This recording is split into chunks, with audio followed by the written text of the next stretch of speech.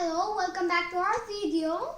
In this video, I'm going to be showing you this amazing Lego fan I made with a cardboard, the Lego motor, and the Lego battery box. I got the inspiration for this fan.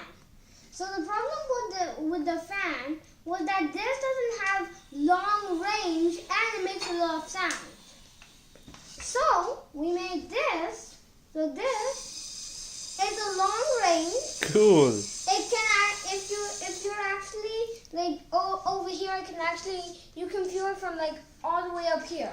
Okay. You can actually feel it, and it also doesn't make as much sound. It makes a little bit of sound. Okay, Yeah. cool. How did you make it? I made it with cardboard, Lego, the Lego motor, the Lego battery box, and these two pieces of Lego, and the Lego rod. Cool. And Can you show the back side? Yeah, there's the back. Oh. That's cool.